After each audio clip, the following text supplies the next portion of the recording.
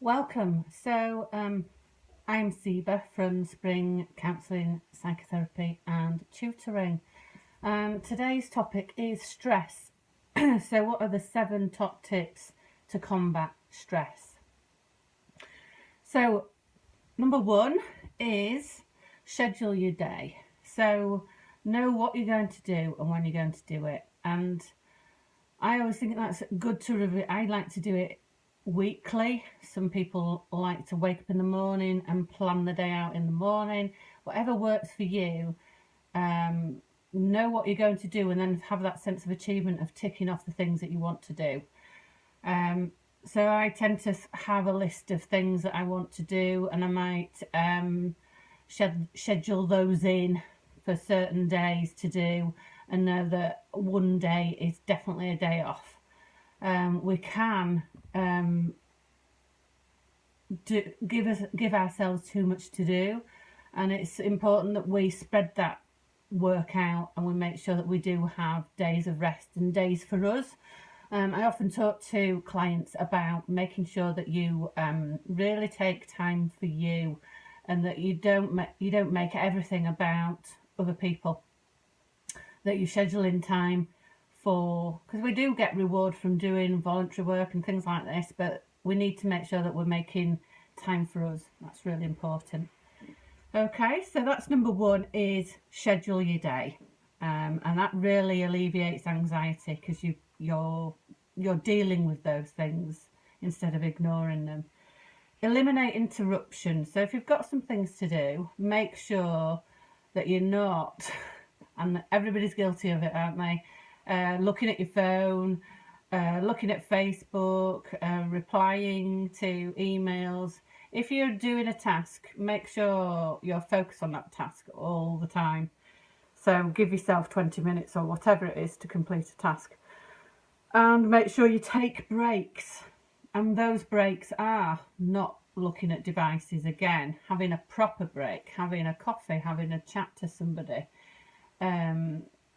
We are too much go, go, go, go, go, aren't we? And I know I was listening to a podcast recently about, are you addicted to news? And we are, aren't we? Facebook is news. We have news coming at us all the time. And I remember, when in the 80s, when I was growing up, in the 70s and 80s, the news came on at tea time, 6 o'clock or dinner time. We used to call it dinner time, but it's tea time in Yorkshire, isn't it? So,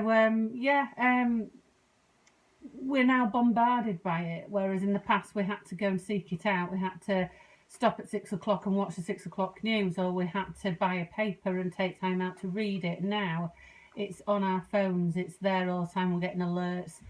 So everything needs to try and slow down a bit more. We need to slow our lives down, and there's a lot of this slow food coming in now and slow news, and because we need to slow down. So take those breaks and make sure that they are quality breaks.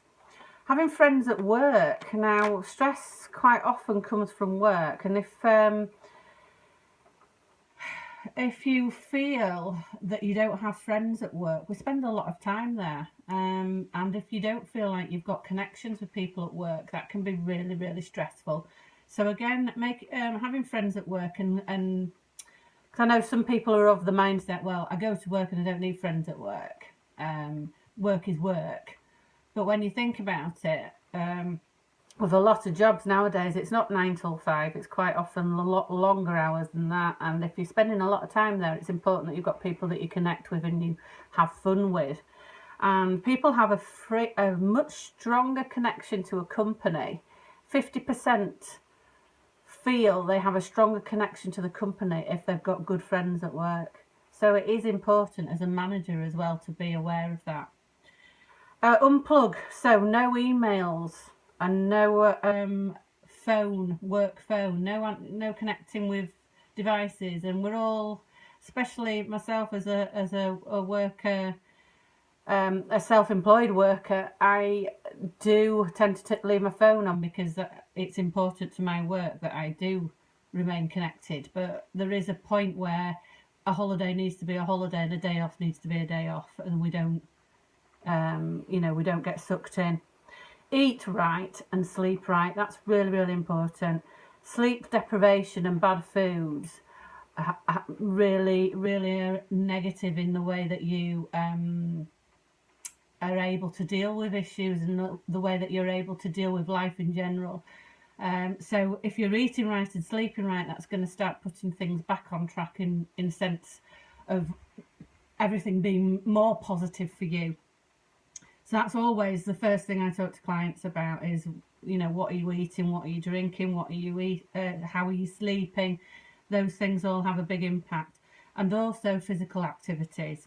And I've talked about this lots and lots with walk and talk therapy, but it really does boost your self-esteem. It improves sleep. So again, it's all these things working together, and it makes you feel positive.